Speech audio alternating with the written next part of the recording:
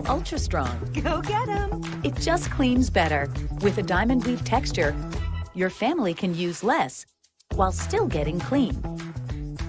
Goodbye, itchy squirm. Hello, cream bottom. We all go. Why not enjoy the go with Charmin?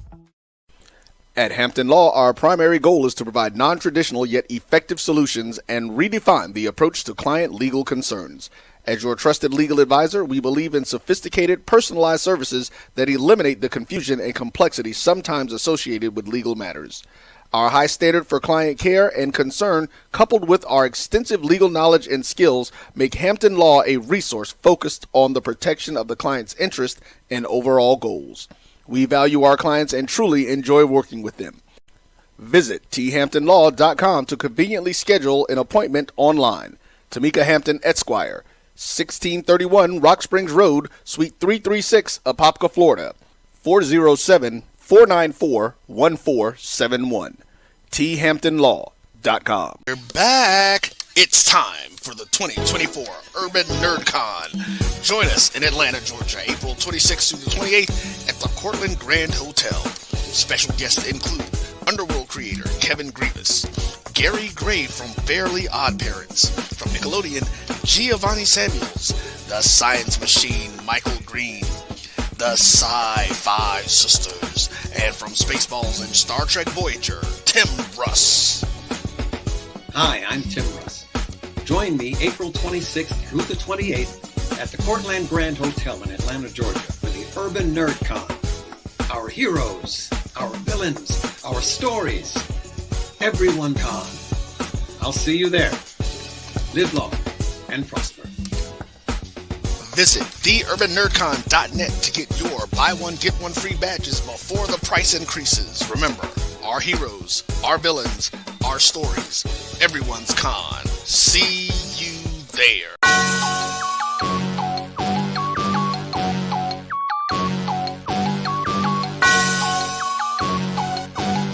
Yeah.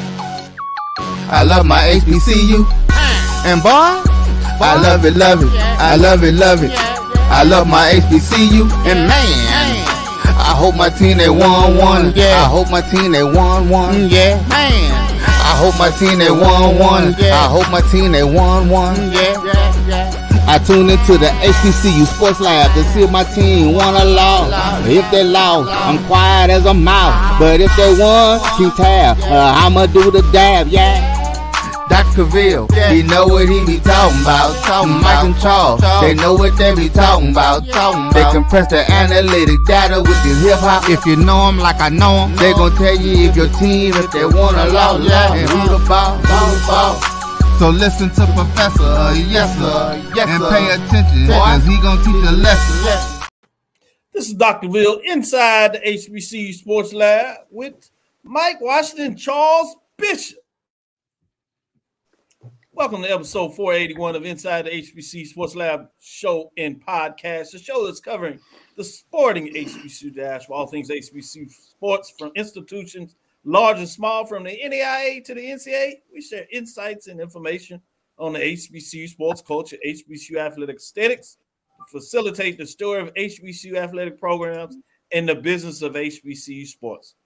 Short and simple, we call it the HBCU sports pedagogy. But before I go any further, I just want to give a personal round of applause to both Charles and Mike, particularly Big Mike, not being on assignment, and the fact that the brothers, the team, is all together again. This is 2 in a row. Let's give it up. 2 in a row as we count down to 500. We made it work, man. I appreciate y'all. I appreciate the comment. I love you to death. I've known you for 30 years. I sense a morsel of shade in that comment. That's all right. We're going to get into the show. Man, there ain't no shade in here. After how y'all treated me on Friday evening, congratulatory. I ain't no shade here, man. I'm just happy. I mean, you talking this good to have good brothers. We got it in. They want to shower you with good love and fun. Yeah. The world can't get much better. Ain't nothing like the brotherhood when we get it in. We got it in. Cheers to you, toast to you, congratulations in all sincerity to you, Doc. Well deserved. Again, I can't give enough accolades to you. So Love you to death. But you got a little shade in your nature. So yeah, just a little. I did a research. I read some research out there that said, when the brothers get together, that's a good thing in terms of life, living longer. So, I sent that to the wife, and man, it made it easier for when I said, hey, man, I got to get out this Friday. She said, bye. I like that kind of research. Hey, it's always good when you get the pass. So luckily we all get the pass when we know we're hanging with each other. So hall pass is good. Always. Any day. I'm your host, Dr. Cavil, along with my co-host Mike Washington, Charles Bishop. Shout out to all the lab listeners out there. Appreciate you joining us today as we get it in. We're going to have a fun, packed show with all types of information. You know how we do it. We're filming from our home studios and sending a signal live to KSWH 1230 AM studios with the Texas Radio Hall of Famer, Ralph Cooper, in the beautiful home of Texas Southern University from Houston, Texas. With that being said, today's episode of Inside the HBCU Sports Lab is sponsored by THD Agency, LLC. THD Agency is a company that provides sporting and educational consulting and data analytics. I'm going to go with you, Mike, since you felt a little shade. Maybe I should be nice to you after all. Let you start out with a little news of the day. What direction do you want to go? Let me go this one. I know we're in the midst of basketball season, but HBCU Legacy Bowl announces Willie Simmons' replacement from the HBCU game day. So that around the corner, I believe it's the end of February, but a coaching shakeup has caused kind of a slight change. Prairie View A&M University coach head Bubba McDowell will now join Team Robinson in place of Coach Willie Simmons, who left Florida A&M on January 1 to take a position as running backs coach at Duke University. McDowell will join former Benedict College head coach and new South Carolina State coach Chanice Berry as head coaches representing the SIAC and SWAC in the third annual HBCU Legacy Bowl. McDowell led Prairie View, of course, to that 6-6 season. They also claimed the SWAC West title. Simmons led Florida, of course, to the SWAC championship for 2023, a win in the Celebration Bowl, and a claim undisputed to the HBCU national title, as this team finished 12-1 prior to his departure onto other things. So the coaches for Team Gaither remain the same. Howard University's coach Larry Scott and Virginia Union's Dr. Alvin Parker. So Scott led Howard University to a 6-6 record, going 4-1, and MEAC play to claim the program's first outright title since 1993. So that came on the heels of a 5-6 season in which Howard won a share of the MEAC title amongst a lot of criticism. So, and of course, Dr. Parker led Virginia Union to a 9-2 record, claiming the program's first CIAA title since the year our Lord 2001, 2-0-1. So the Legacy Bowl will be played on Saturday, February 24th at Yeoman Stadium in New Orleans, Louisiana. Kickoff is set for 4 p.m. Eastern, 3 p.m. Central. Big change, big games.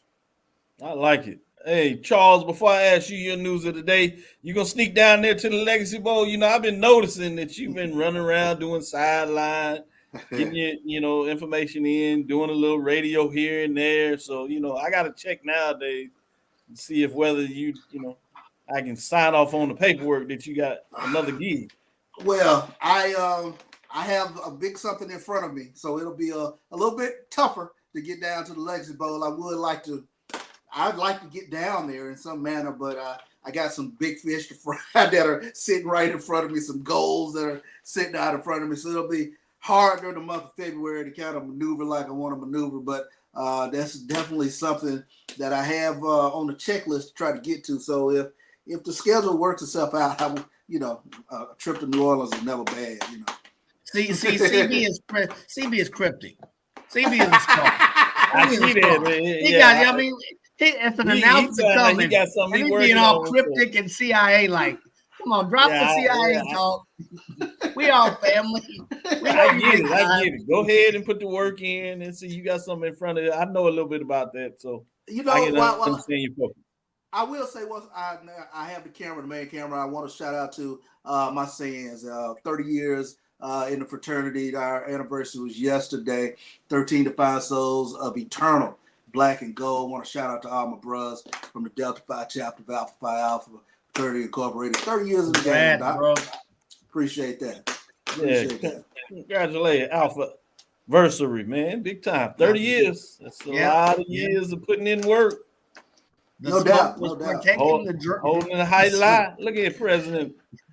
Former president the drink was the FAMU Rattlers out there still celebrating that championship. Got a coach in the mix. I guess I'll go to you to talk a little bit about what else you want to put on the news. Speaking of which, let's talk about that. Unless you've been on the rock, but there's a formal announcement. The Florida A&M, they stay in house in terms of naming James Cozy as their head coach. And nearly a month after Willie Simmons left for Duke, the school named assistant James Cozy as the school's 19th head coach. He was a Rattlers interim head coach after Coach Simmons departed. The search engine, what some might describe as a bit of a tumultuous process in regards to the stakeholders and Tiffany Dawn Sykes, but now they have the coach, and this is a statement from Coach Cozy. I'm thrilled. From A.D. Sykes. I'm thrilled to announce Coach James Cozy as our new head football coach. Coach Cozy's dedication as an interim head coach and now as our permanent leader exemplifies his commitment to excellence. So when you take a look at Cozy, he has worked in football for more than 2 decades and has been a part of 3 national championship teams. He was a quarterback at Florida State for his first national championship in 1993. Cozy was previously head coach at St. Mary's University in Canada, where he went 23-19. He also has been part of FAMU's defense that has ranked among the nation's best during his first 2 seasons. So, when we take a look at it, Coach Cozy has earned the respect of our entire team and coaching staff and will provide the needed continuity and stability to keep our championship program headed on its current trajectory. So one thing that Coach Cozy said, and this is a quote for him, "I am eternally grateful to FAMU President Dr. Robinson and our Vice President and Director of Intercollegiate Athletics, Tiffany Dawn Sykes, for their confidence in me." So the Rattlers, they got the man who they wanted, James Cozy. So everything is all right once again in Tallahassee. Everybody can take a deep, deep sigh of relief. Is that the man they wanted? That's the man they wanted. They got the guy. Okay. Yeah. So, Charles, Mike, since I asked Charles this question after his news, what do you thought the fact that they got the guy? You kind of jumped in there, and so you think they're good? You feel good about the move, Mike? I feel good because it's one that the players pushed. If the players are behind it, that has to be a voice in the room, one of the stakeholders. So I feel good about it. What I don't feel good about, and I'll be quite honest, is it's kind of the process to get there. It seemed like it took some time. It seemed like authority was taken out of individuals' hands at times. But if you listen to the right voices, I think they got the right person.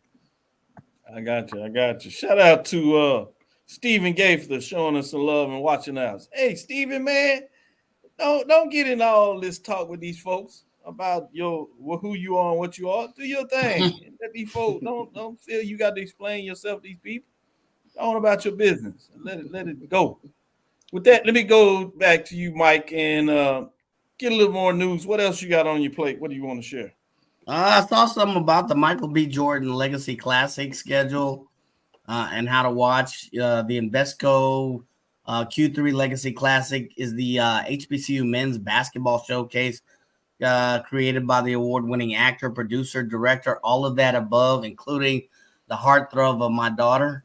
So there will be an HBCU band showcase in between games. This year is February 3rd at the Prudential Center in Newark, New Jersey. Guess what, y'all? That's coming up this weekend. It will broadcast and stream on TNT. The following teams will participate in the Classic: Grambling State of the SWAC, Jackson State of the SWAC, Howard of the MEAC, and Hampton of the Colonial Athletic Association, or CAA. Game schedules have been posted. I believe 1 p.m. Eastern time, I believe Grambling goes against Jackson State. And then at 4 p.m. Eastern time, Howard goes against Hampton. And so we have teams entering the record, excuse me, entering the Classic. I think Grambling State's 5-1 in SWAC play. Jackson State's 4-2 in SWAC play. Howard is 2-3 in MEAC, and Hampton is 0-9 in COO play. So look forward to that Classic coming up. It's going to be big. Also look for that Classic to grow in years coming. So that's another piece of news. I'd be scared if that Classic continues to grow. I think they had 13,000 people in there, and I was trying to plan the group to get down there. We even got our media passes, I learned today, even though they get you kind of late. And, I got to work to see how they go about that, because it gets a little late to try to book a flight this late in the game. But we can still get there.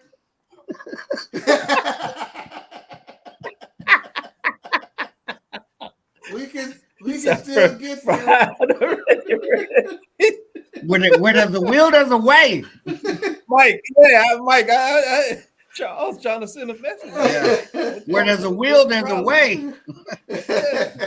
Must be something about them 30 years, boy. People get a little more boisterous after 30 years. Hey, we will make it happen. Yes, indeed. Don't call him Young Buck no more. Not at all. Old dog in the game. Yes, indeed. Oh boy. He ain't lying. He get on that porch. That ice koozie, boy. He don't play. Go ahead, Charles. Give us some more news. What else you want to go with? Yeah, I'm looking forward to it. Let's get into some basketball, especially when we come out of break. But a lot of great basketball that we were able to take a look at this past weekend. So I'm sure we'll jump into that. But so much stuff to get into, man. Looking forward to it. As far as man, the things are just interesting. This the first quarter poll in terms of looking at games around the SWAG, MEAC, and things of that nature. Very interesting. Very interesting in terms of the first few conference games, and now we're through January now. So we got to jump into that. Yeah, we can get in there. What's your thoughts real quick before we take this first break? Go ahead and share a little tease as we decide when we can jump in that a little more. But what are your tease as you talk about jumping in? Quick tease. I did not expect Jackson State to go over 2 this weekend with the Florida trip.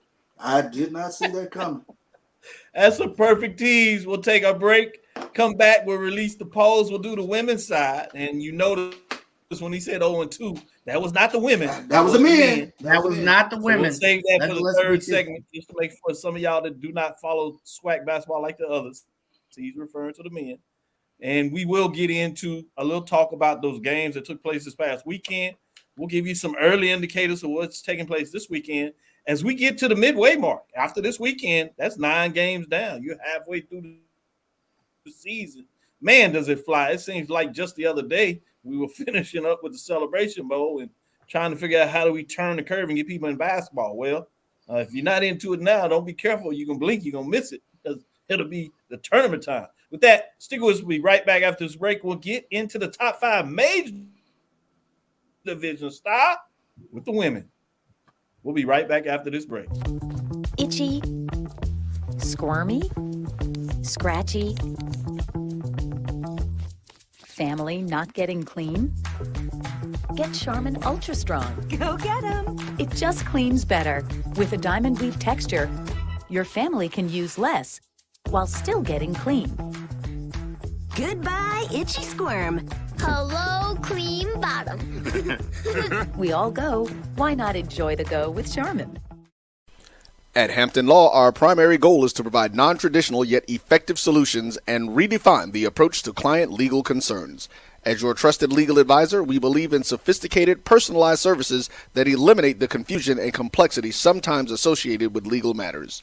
Our high standard for client care and concern, coupled with our extensive legal knowledge and skills, make Hampton Law a resource focused on the protection of the client's interest and overall goals.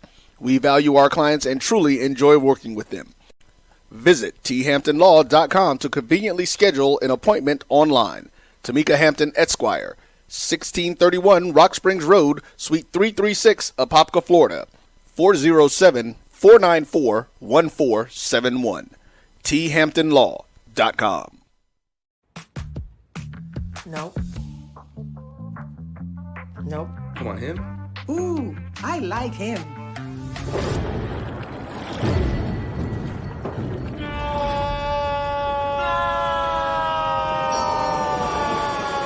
Quick, the quicker picker-upper. Bounty picks up messes quicker, and each sheet is 2 times more absorbent, so you can use less. He's an 8. He's a 9. Bounty, the quicker picker-upper. From novice to aficionado, find yourself here. High quality cigars plus personal customer service. Slow Burn is Waco's only mobile cigar lounge, featuring a meticulous, curated collection of premium cigars. Visit our website, www.slowburnwaco.com.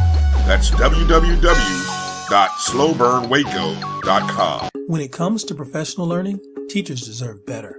From the leader in online learning, Stride brings you the Stride Professional Development Center, an on-demand library of mobile-friendly courses that gives teachers choice and flexibility, allowing them to learn anytime and anywhere.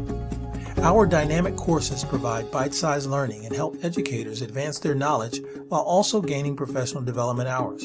It's time you take charge of your learning. Visit us today to get started. Compress the analytic data with your hip-hop. If you know them like I know them, they gon' tell you if your team, if they wanna law, and who the ball. So listen to Professor, yes sir, and pay attention, cause he gon' teach a lesson. This is Dr. Cavil inside the HBCU Sports Lab. Great conversation going on in regards to those following us, particularly on Facebook. Obviously, we are on YouTube Live at BCSN, following those updates. We'll talk a little bit there.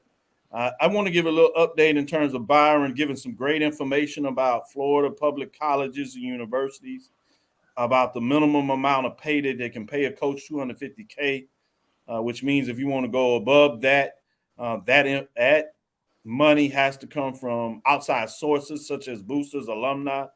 I think Silas brings in a great thought process about excited about the FAMU and Texas Southern, for that fact, getting their individual, but his concern in regards to how it was done and maybe usurping athletic director's authority.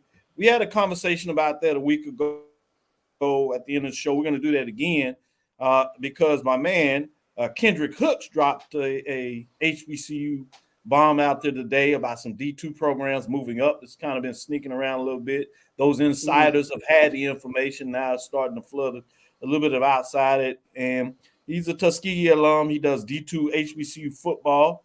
Guy Twitter. He does a show with Stephen Gaither and Chris Ferguson. Excellent show they do during the fall about HBCU football at the D2 level.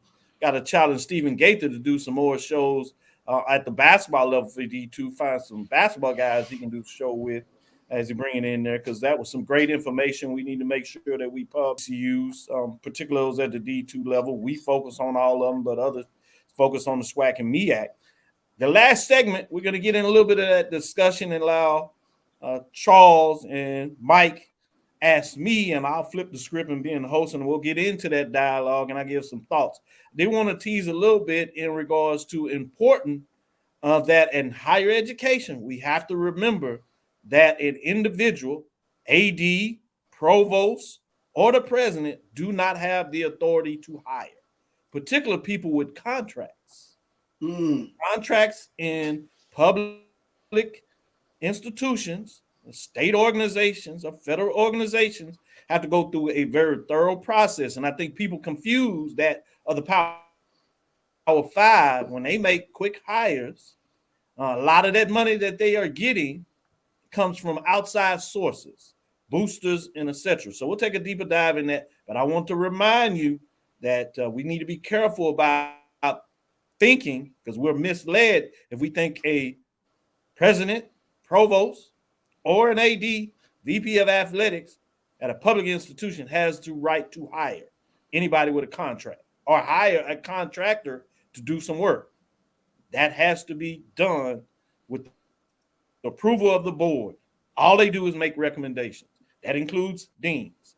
All right, with that being said, let's get into the top 5 of the women's major division. Again, we'll come back, get some more discussion, so y'all keep that going into this dialogue there. But let's get in this major division basketball. Great games this past weekend. Some things changed around. Teams dropping out this week. Bethune-Cookman Wildcats. 13-7. They fall to 4-3 in the conference play. Had a tough weekend, losing a game, winning one, bouncing back and forth. But that's 2 weekends in a row where they hadn't been able to kind of string some wins together, if you would. So they fall to 13-7 and 4-3 and fall out of the poll. But also receiving votes, Bethune-Cookman continues to receive votes, 39. Southern Jaguars are also receiving votes. They had a big weekend. They doing that win-loss thing as well, though, 6-12, 4-3. So you see a lot of teams in the mix in the middle in the SWAC race with a lone star up there in the SWAC kind of getting it done. Not so much in the MEAC. A lot of people juggling up. We'll see what that means. But let's get in the top 5. We do have a new team in the top 5, and they enter at number 5. That's UAPB, the Golden Lions, 10-10 on the season, 5-2 as they get rolling. 2 big wins this past weekend, 52 points. They were not ranked, as you know, at number 5, bringing us to number 4. The Grambling State Tigers, they do the win and loss, but they stay in the mix. They stay at number 4. In fact, Grambling State Tigers at 11-7, 5-2, 54 points.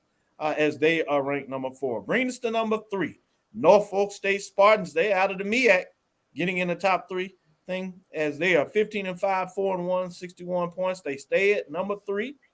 And at number 2, North Carolina A&T State Aggies, they're rolling. They win 2 wins just like Norfolk State over the weekend, and they climbed to 12-6 overall, 6-1 in the Colonial. I know that's the Coastal Athletic Association, but once Colonial, I'm going to call you what your mama call you, how you found it, Colonial. 73, remaining at number 2. At number 1, 2 big wins. Jackson State Tigers beating up on folks. In fact, 12-6, they're 7-0. Only team at the Division I level perfect in conference play are the ladies over there at Jackson State. 8 first-place votes, all 80 points, and remain at number 1. In week number 4, Jackson State Tigers remain number 1 in the ranking, getting it done. With that being said, let me go to you, Mike. What are your thoughts on week number 4, Doctorville's Inside the HBCU top 5 poll rankings for the women? Not a problem whatsoever with the women's major ranking. There's Jackson State and there's everybody else, but beware of UAPB. They are climbing the ranks. The one caveat I have to say with UAPB is if you look at the standings and where they are somewhere in the tops in terms of scoring. The problem is in defense, and allowed points. So they're scoring 76 points a game, but allowing 70. So that may be an Achilles tendon. I don't know. Also, rebounding. Are there certain points in the game they're getting out rebounding? But beware of UAPB. They are climbing the ranks. I expect a few more victories. But there's Jackson State and everybody else. Let's be clear, but watch out for UAPB. They have moved up, I think, from number 6 to number 4 in the rankings and total team scoring. So watch out. When you have a team that's scoring that much, they're a scoring juggernaut, but they allow a lot of points and they allow rebounds. I don't know what the size of their backcourt is, something I have to take a look at, but beware of that team. But as far as your rankings, spot on point. Thank you, Mike. With that being said, let's go to Charles and see what he thinks about the top 5, I should say. Charles? I think you're spot on, but I would, my caveat, it would be Jackson State and North Carolina A&T and everybody else. What they're doing over in the Colonial Athletic has been impressive. 6-1 start thus far through January. I think the most impressive thing about Jackson State to me, they do not have a top 10 scorer They do not have a top 10 player in terms of rebounding. I believe Angel Jackson might be ninth in the conference in rebounding, but they really give it to you on the defensive end. They really turn up the pressure. Very impressive. They're allowing only 58 points a game. Only 58 points. They're doing something defense. They're scoring 25 points more than they allow the other team. So I agree with you. They don't have a standout scorer, but they're only allowing 58 points. You do that, you can win most games. And there's a point where they hit another gear. You know, I think I was looking at the game with Bethune-Cookman, and the score was in the third quarter. Jackson State was up only 2, and then all of a sudden they hit the gas pedal. So I think, it's just impressive to know that they have another gear. I always say it's going to be, to me, impressive. I think when Jackson State comes out to Texas and does Texas two-step, for whatever reason, it's always a dogfight when they go down to Prairie View. And so I'm going to be paying close attention to that game. But you talk about a team that's been playing with a chip on their shoulder. Jackson State has come out extremely impressive. After taking one on the chin last year in the SWAC tournament, it's almost as though they're coming playing this season with a lot more to prove. Charles is just, I don't know. Charles makes a big deal and worried about the little things. Let me talk about this line. Jackson State first quarter 28, second quarter 23-18, third quarter 23-15. Oh, fourth quarter, 24-15. Bethune-Cookman outscores them, but they lose 81-65. They built such a lead in the cushion. Yeah, okay. They get 2. It gets. They get another gear. With that being said, what other game excited you this past weekend that kind of said, interesting? Whether it's MEAC or SWAC. UAPB over Grambling. I think that was absolutely. That was the one that caught my eye in terms of UAP getting the victory over Grambling. I was curious to see what was going to happen in that game. And like you mentioned, Mike, UAPB, you got to keep an eye on them. They are one of the more talented teams when you're talking about Zay Green, who can take over a game, Kariah Beck, Maya Pete, Veteran Ball Club. They will be right there in the mix once we get to the tournament. Yeah, they were really solid, dominated at the half. Credit to Grambling. They had a big third quarter where they at least outscored them, but it was only by 3. But they Pine Bluff Golden Lions got it done in that fourth quarter, 15-11, to ensure the victory, winning 56-49. Mike, what are your thoughts on some of the games this past weekend? Anything out of the MEAC or, as Charles alluded to, in terms of the Coastal with North Carolina A&T? What excited you about some of the games this past weekend that stood out? Well, I looked at the Norfolk State game, and if you look at their past games, you look at their last 5 games, and then you look at the margin of victory in that game, and then you look compared to others. So let's take us. They beat Morgan State by 20. They beat Coppin State by 16-17. They put a serious W on University of Washington Mary.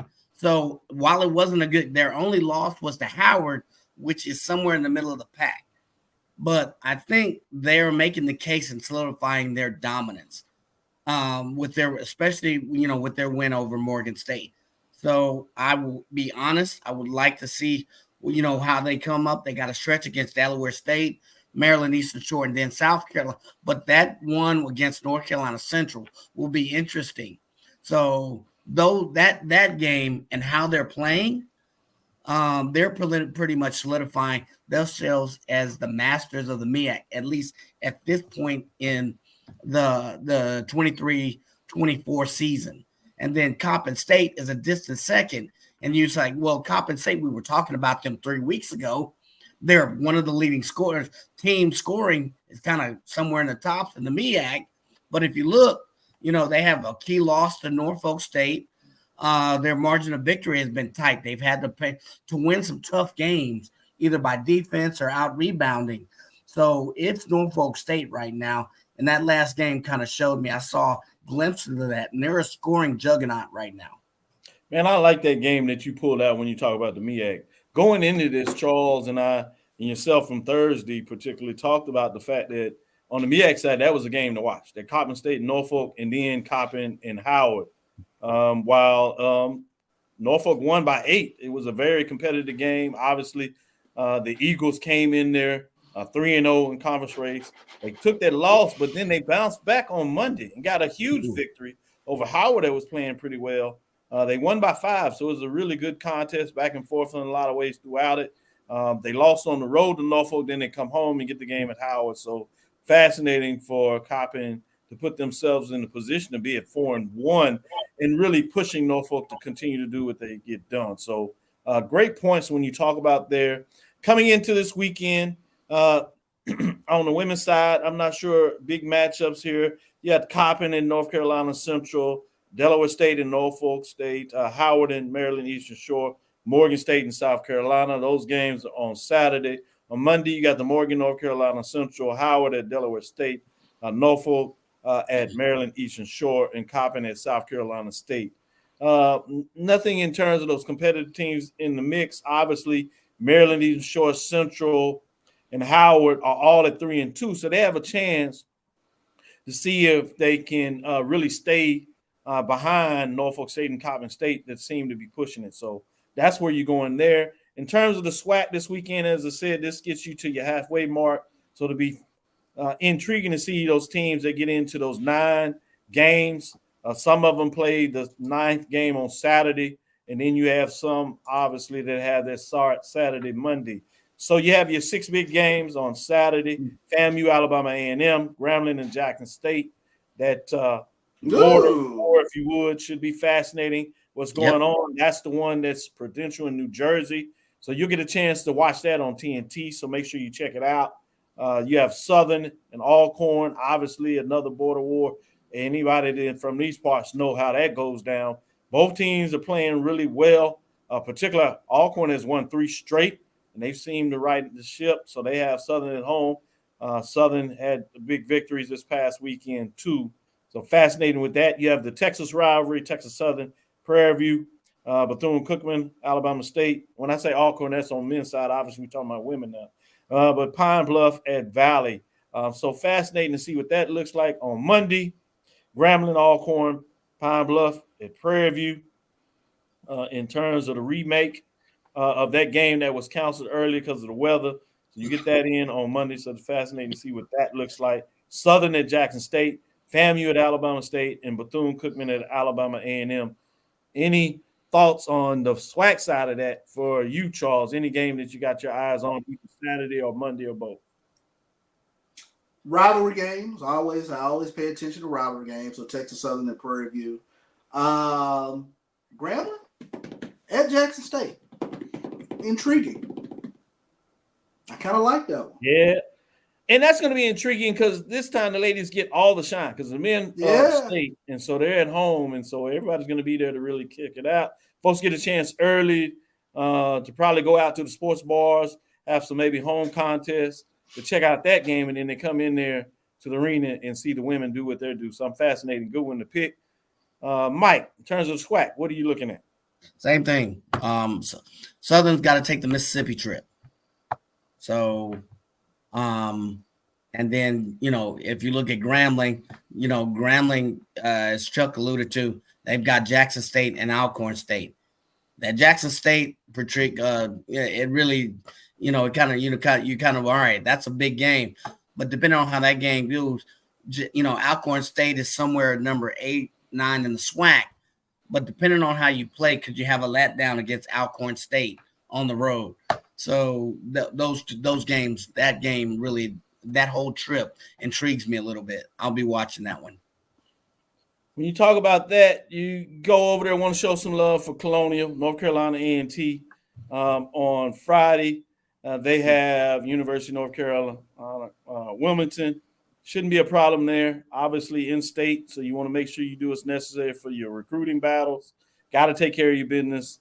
Wilmington only has 3 wins on the season. And then you host Northeastern for that matchup. With that, let's get into our next break. We'll come back on the side, and we'll talk about the major division for the men. Top 5, see what these gentlemen think of week number 4 for the major division of the men. Stick with us. We'll be right back after this second break. If you think all pads are exactly the same, think again. This is Always Ultra Thins reinvented with the Always Triple Protection System. This pad wicks gushes 90% faster, absorbs even more so you can feel dry, and locks odors in. Rethink your pad for up to 100% leak-free and odor-free comfort with the totally reinvented Always Ultra Thins. This is always like never before. The Cavil Group is a Florida-based marketing and training consulting firm. We help businesses communicate to their target audience and engage them in conversation. We also help to expand their audiences, which will ultimately result in growth for those organizations. In addition to being a certified constant contact specialist, my colleagues and I are also certified in John Maxwell Leadership Principles. We use these proven principles to conduct workshops, training, and private coaching sessions for individuals and companies looking to take things to the next level. Contact us to schedule a free consultation. Issues today, don't delay, call Cavil. As technology continues to bring changes to the world of education, it's time we also reimagine teacher professional development. Gone are the days of one-size-fits-all learning that can only be accessed at a specific time and place. The Stride PD Center is an on-demand library of mobile-friendly courses that allow educators to learn anytime and anywhere. Our dynamic courses provide bite-sized learning and help educators advance their knowledge while also gaining professional development hours. The best professional development plans are those that include a level of flexibility and choice for educators. Whether you're a teacher, school, or district, visit us today to take charge of your learning.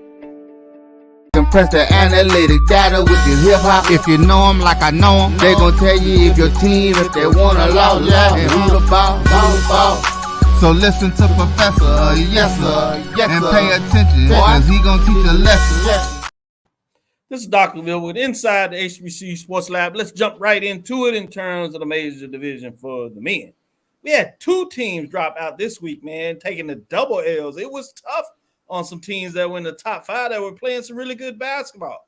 Well, they got thumped, and that causes you to fall out when it's only top five.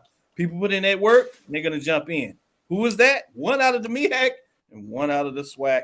In terms of the MEAC, that was Delaware State Hornets, 10-11, 3-2. That should be Jackson State Tigers, 8-12, as they fall to 5-2. Both teams lost over the weekend in terms of taking those L's. So who's receiving votes? That would be none other than Grambling State Tigers at 8-12, 5-2, as well as Delaware State Hornets, 10-11, 3-2. 40 and 38 points respectively, looking to get back in the mix as they look to get it done. Let's get into the top five to see who jumped in the poll. Both of them jumped in the poll, just edging in. Alabama State Hornets, they're hot. None other than Texas Southern, that is just outside receiving votes, a little further down than Delaware State, playing some really good basketball. Alabama State went to the wire on the road here in Houston after winning a game on Saturday. So they fall to 10-10, 5-2. But after a red hot start, because of those double losses, they do find their way in the top five.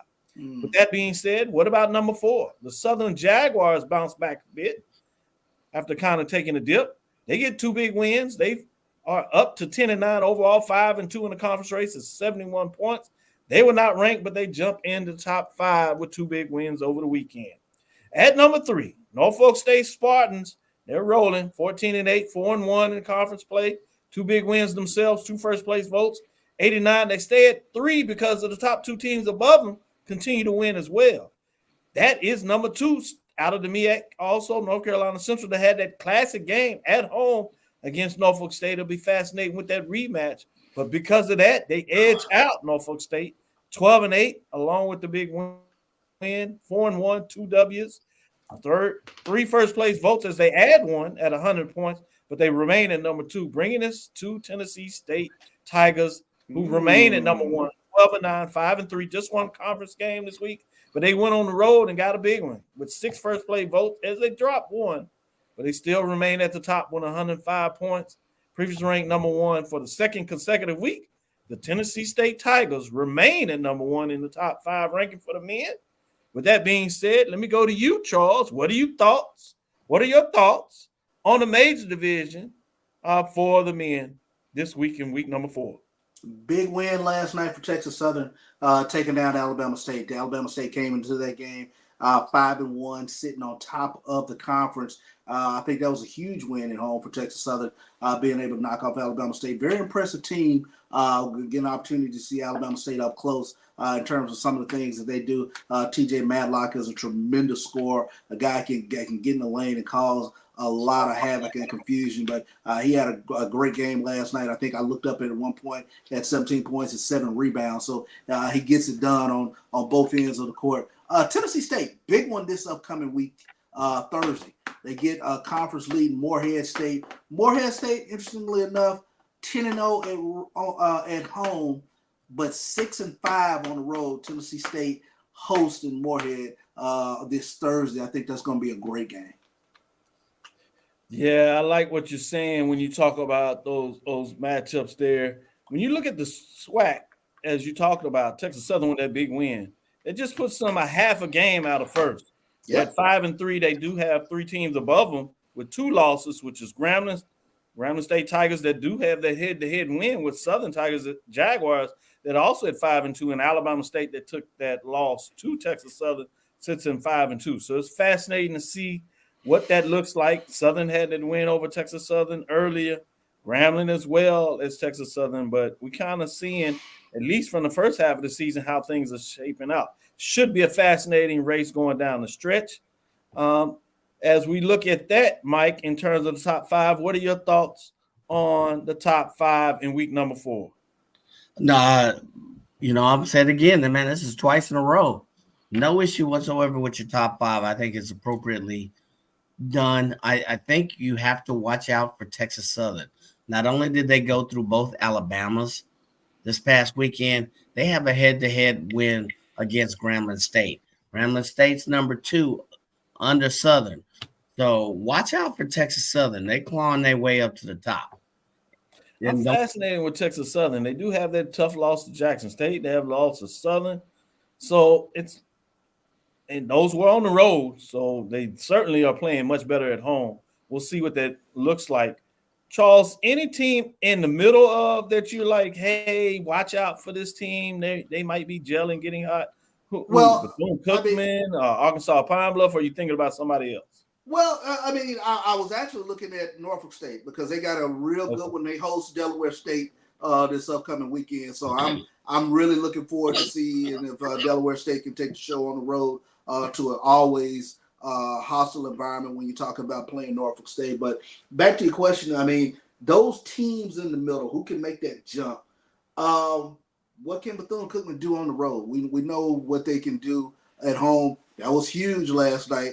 Fun stuff happens on Monday night. Alcorn goes in Bethune-Cookman and gets a win on national TV, hostile environment. That was a nice game. Yeah. We were cheating as we were sitting courtside watching Texas Southern, and during timeout breaks, we'd go to the screen as we'd watching the game, and we get in there, and then we'd have to pop back up. Boy, it's fascinating. Beautiful thing when you can watch these games on various platforms and take a cheat code, if you would, of what's going on. Fascinating. As you talk about Norfolk, 4-1, one of the hottest teams out there, 4 straight wins, to your point, 3 in conference. But check this out. South Carolina State sits at 3-2. New coach in there making moves. 3 straight wins as they've got some big wins, including they won on Saturday where they got the buzzer beater against Delaware State. That was a red-hot team, a team that had took it hard. I told you they took 2 L's, but they were close ones. Delaware State is still playing pretty good, even though they lose at the buzzer at home. On the road, as you would to South Carolina State, the Bulldogs, and then North Carolina Central gets them at well and just clips them to get by in that matchup. You talk about top teams. You can't. Normally, I'm a critic of Tennessee State, and I look at their schedule. They have a 4-game winning streak. So you say they beat Lindenwood, number whatever at the bottom of the OVC, but they beat Tennessee Tech, Western Illinois, Eastern Illinois, one of which is number 2 under the team they're getting ready to play, Morehead. I'll be interested to see, as CB mentioned, how they, even if they don't win, how they match up against Morehead State, the number one team in the OVC. But Tennessee State, make no bones about it, they're number 2 in the OVC in scoring. They're in tops and rebounding and other defensive. This is a very strong Tennessee State team. Make no bones about it. So I'll be interested to see how they fare, win or loss, against Morehead State. Yeah, they started really well in the non-conference. Shout out to Alabama A&M that got them at home, I must add, in terms of SWAC OVC matchup against 2 HBCU programs. They got that win over number 2 Western Illinois, but that Morehead matchup, that's a Thursday game at 7 o'clock, to your point. One to keep your eyes on to see if Tennessee State continue with the magic as they started off slow in the OVC, but now are getting hot. When you talk about the SWAC, though, there's a couple of teams red hot that you may not be focused on. That is, if you would, Pine Bluff. Pine Bluff is quietly got 3 wins in a row in terms of what they're getting done. Well, they just had the 1 win, but they've snuck up, and all of a sudden they're looking at 4-3. The Braves with 3 straight wins, quietly after kind of taking it to the cheek earlier, should get some people nervous. You know how it is when they start to get the roll in, which included that tough road win on Monday, which Charles says look out for. Anytime you get that road win on Monday, particularly after getting it done against Raleigh and Tallahassee on Saturday, the sweep, that's pretty significant to get that. That's another one on the road. I'd like. The other team I'd like that to has see won them a couple going. of games in a row was Southern. As I told you, 2 in a row in Texas Southern Tigers. Go ahead, Mike. I'm sorry. I'd like to see them going through the state of Alabama. You got a hot Southern team and a good Grambling State. I want to see how they fare again going through the state of Louisiana against Southern and Side note, Tennessee State, Morehead State, keep an eye on Christian Brown, guard for Tennessee State. He's averaging almost 15 points a game, 46% from the field, 40% from behind the arc. He can knock down some threes. Kid can bang them. When you talked about those key matchups, some of the rivalry, Prairie View and Texas Southern, that's going to be interesting to keep your eyes on. Can Prairie View turn the curve and get it done? Obviously, they have that makeup game on Monday with Pine Bluff, who's, like I said, pretty hot. So it's fascinating to see after you get the highs of playing your rivalry game, whether you win or lose it, then you come back and you usually have that Monday off. But now you got to play Lisa's at home, but you got to play Pine Bluff. Kind of interesting to keep your eyes on what that looks like in terms of that matchup. With Pine Bluff doing the same thing, taking on Valley on Saturday, their rival, if you would. That's on the road, so they go from Valley all the way to Texas, getting back there. So I'm intrigued to what that looks like. I know it's early, but midway mark gives us some indication of what things are looking like. With that, let's go into our last break. We'll come back on the other side. We'll get into some of this discussion of what's hot, what's out there in terms of D2 HBCU programs are heating up the discussion. We've loved to talk about conference churning. Will it take place? Particularly going from D2 to FCS has been a while since we had some teams move up. Most of them lately have moved back down as the last time we've seen that. So get your thoughts on that. And we can get into some of the discussion also, again, with VP, ADs in regards to coaching search. Mike kind of put that out there in terms of the time. And I think he's right in terms of the length of what that looks like. But I do think we have to be careful to make sure that we're looking at it from the lens of FCS D2 status versus the Power 5 and how quick they get stuff. Stick with us. We'll be right back after this last break. It looks like Charles is focused and ready to go in. So now I'm getting a little nervous. So let me get this break to make sure I get my stamina back and be ready to go into this. Stick with us. We'll be right back after this last break.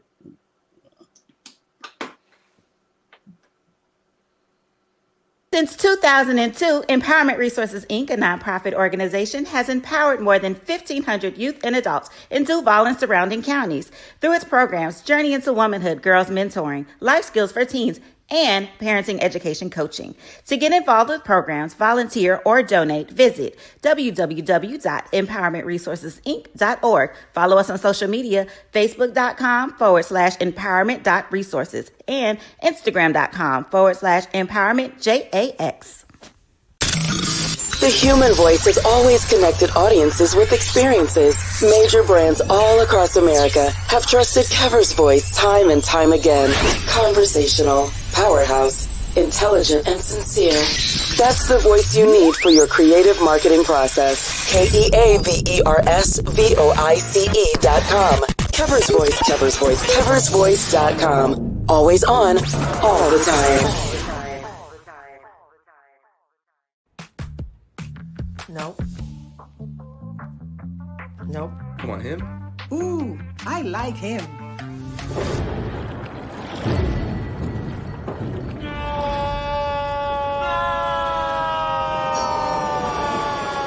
Quick, the quicker picker-upper. Bounty picks up messes quicker, and each sheet is 2 times more absorbent so you can use less. He's an 8. He's a 9. Bounty, the quicker picker-upper. From novice to aficionado, find yourself here. High quality cigars plus personal customer service. Slow Burn is Waco's only mobile cigar lounge, featuring a meticulous, curated collection of premium cigars. Visit our website, www.slowburnwaco.com. That's www.slowburnwaco.com. Compress the analytic data with your hip hop. If you know them like I know them, they gon' tell you if your team, if they wanna lose, and who the ball. So listen to Professor, yes sir, and pay attention, cause he gon' teach a lesson. This is Dr. Bill with Inside the HBCU Sports Lab. As I said earlier, Kendrick Hooks put out there in regards that he's going to have to get into a little bit of a mix. He did it on X, formerly known as Twitter, jumped out there talking about essentially alluding to Morehouse and maybe even Tuskegee. So, Charles, with that, I'm going to let you jump in here as we talk about the framework of these HBCU D2 programs looking at moving up. And the question becomes, are you joining the MEAC? You joining the SWAC? A lot of people assume that if Morehouse makes the move, whether that's the talk, the strategic plan, how soon that may be, are leaning towards the MEAC. But the SWAC is out there as well. And now you're starting to hear whether it's Tuskegee, will there be a domino effect if Morehouse moves? Miles College, Clark Atlanta, Benedict, Edward Waters has really been doing it at the D2 level. Obviously, it just moved up. But in terms of this, the shade that they're putting out there, all the good news they're putting out there and how they market the program, some people are saying, hey, maybe you push that way. Virginia State has always been one of the programs that interests a lot of folks. Bowie State, quietly, folks want to see them maybe doing it maybe than they have really talked about. And then some people even found a way to sneak in Fayetteville State to surprise you with that. So, well, Charles, what gets into your mind? How do you want to open this up? Well, the first question I would ask, if I'm a fan of Morehouse or I'm a fan of Tuskegee, is first and foremost, how are we going to do this? I mean, the proverbial house sweat, what are the barriers to entry? And does bumping up to Division I, is that in our actual best interest? And then the second part to that is, and you preached this for a long time, how key is that Atlanta market in regards to whether it's the SWAC or the MEAC getting there first? I think the first part of that is really a tough question and a fair question. Is it our best interest? And I think we have to be careful because we'll put our thoughts on what is our best interest. This is when we need to disaggregate HBCUs and really look at the particular HBCU that we are speaking of moving from NCAA Division II to Division I at the FCS level. In this case, Morehouse. One of the things that we know about Morehouse is in terms of their endowment, the funds that they have associated with that institution. So while a lot of people will talk about them not really seeming to care about athletics, and I think for most of us, that's from a football perspective. Because anybody who's followed Morehouse at the Division II level understands that they have a really good basketball program that's been in the mix for many years and been in the hunt. Baseball is pretty solid in terms of what they do as well in track and field. So they've had some ability to navigate their space in the other sport, but not so much in football. if you go back further enough, you can go back to Doug Williams in terms of what he was able to do. That could show you that if Morehouse gets the right coach, that they can win. And so in that case, I think it's about whether Morehouse decides that this is in their best interest to move up, and are they going to allocate the resources? They have the resources. Are they going to make the resources available? And so I think that's a bigger question to decide whether they want to do that. I don't think we can really answer that until we sit down, look at their strategic plan, or ask them, why are they doing this? Another thing that we don't often look at is there a marketing or a brand awareness that's part of this? And would putting Morehouse at the Division I at the brand level, not only playing in HBCU Division I programs, as you've seen recently, or what they've been able to do, play Howard, whether that's on football or whether that's in basketball on those Mondays, there's been a lot of interest, a lot of eyes on that. So if you take it up and commit and play at the Division I level, the finances necessary to be competitive in the MEAC, whatever that average money is, more similar to what they do in terms of power, that's going to be interesting looking at that. So I think we need to be careful and really consider, why are they doing it? Is this something they want to do that's strictly about athletics, or is it in the big vision of where they want Morehouse to go in regards to the brand analysis? And you really could do that with any of the schools that I said, whether it's Tuskegee, Edward Waters, even Benedict. What does that look like?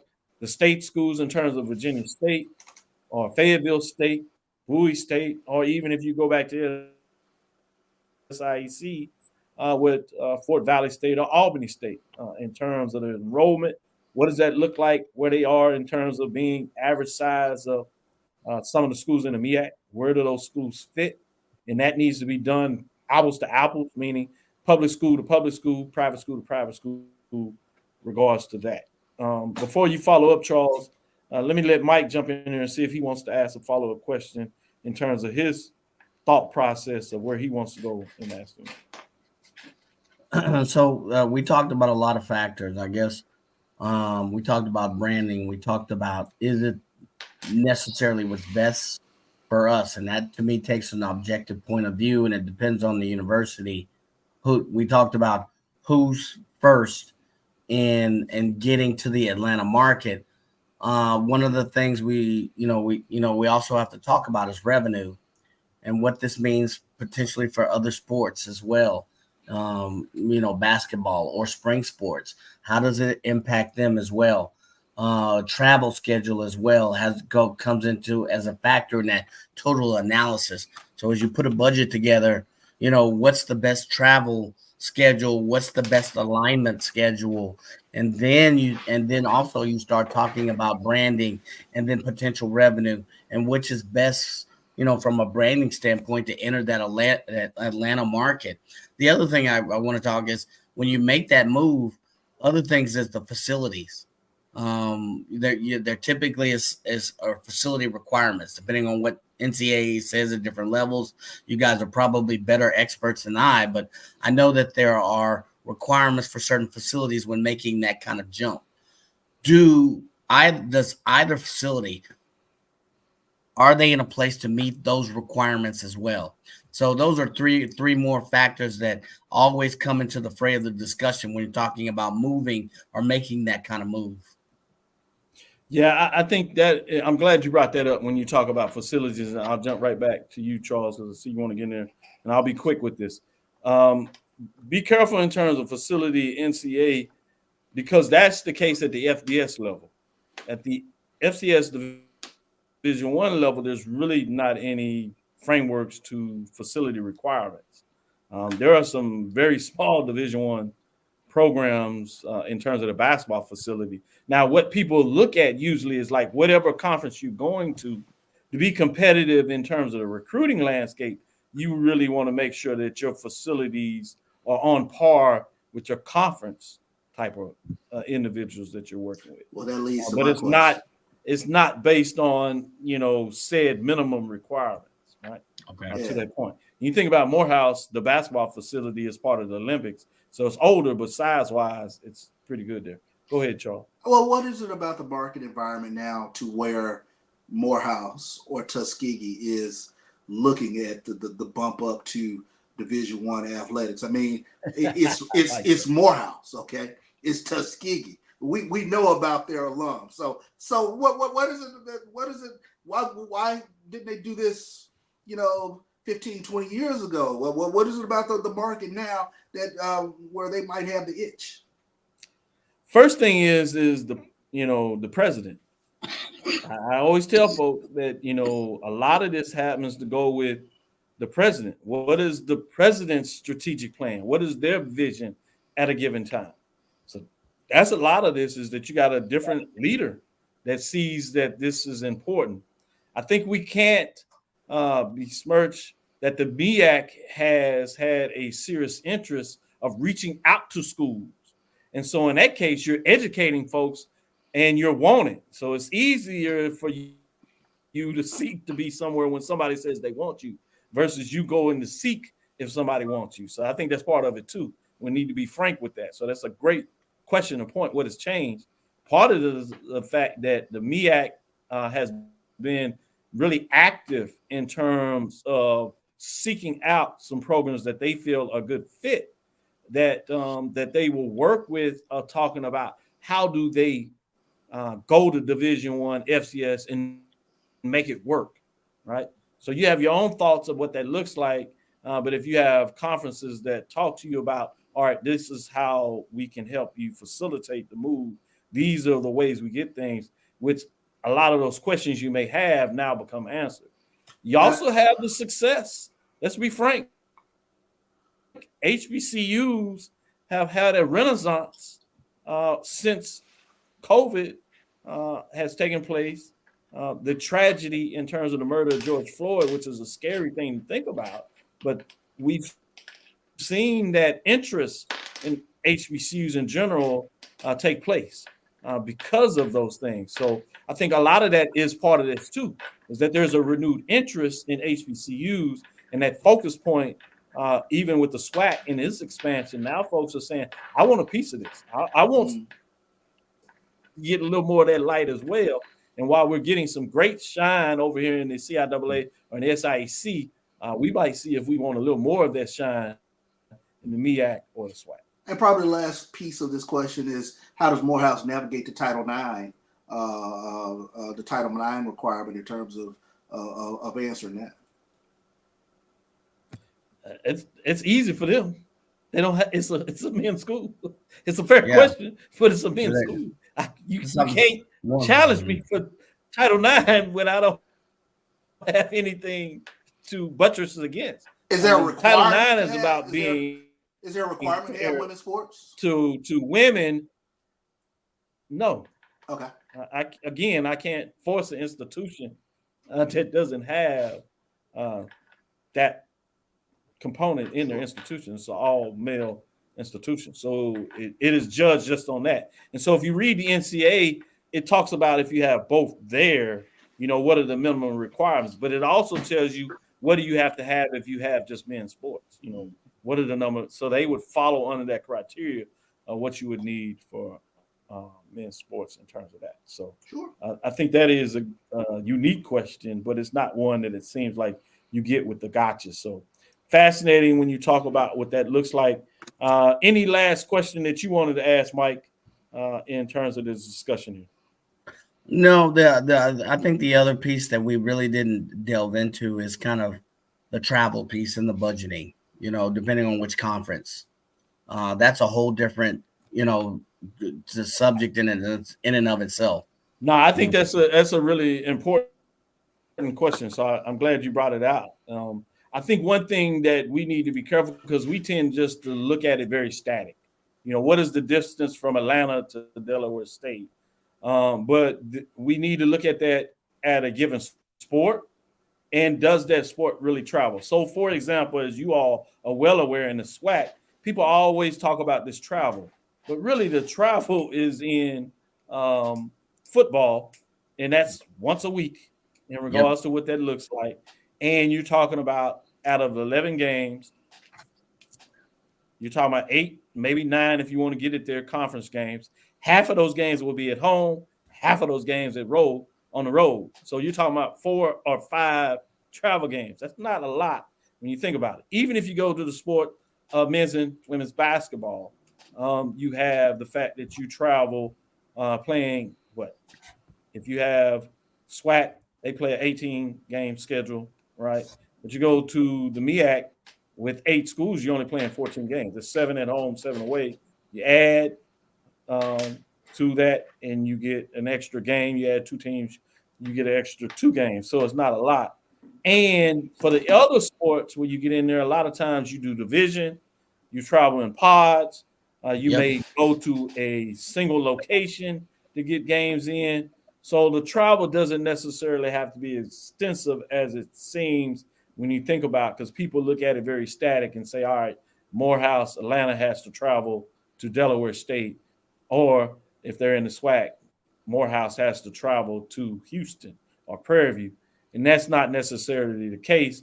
Just like the SWAC, when it expanded, it strategically made sure that the Texas schools would not be traveling to Florida and Alabama at the same time. Yeah, right. So vice versa. Florida and Alabama schools are not traveling to Texas or Pine Bluff at the same time. So there's ways that you can look at decreasing travel costs, even though you're correct. Overall scheme, you need to understand what that looks like.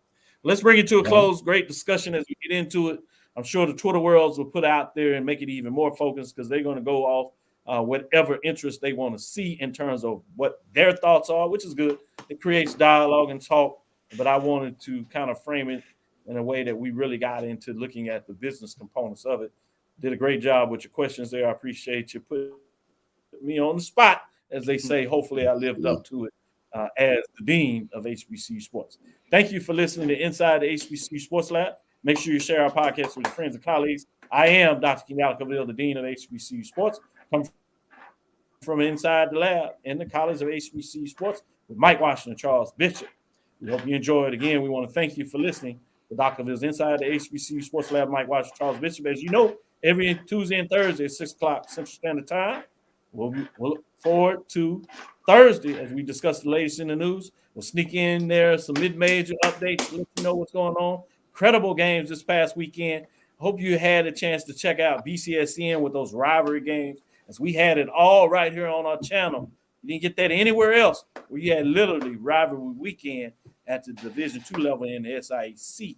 All that love shown right here on the BCSN. So make sure you download my JVN, my BSN app. Make sure you continue to show us love at BCSN. Like, subscribe, all that good information to make sure you can stay up on it and get all your action right here on BCSN as we discuss what has taken place and what will take place as we look forward to next week and continue to discuss what's on in the lab. Follow me, Dr. Kenyatta Cavil. That's Twitter, Facebook, Instagram. That's DrKenyattacavil. Inside the HBCU Sports Lab World on Twitter, Facebook, and YouTube. Inside the HBCU Lab. Dream big. Continue to move forward.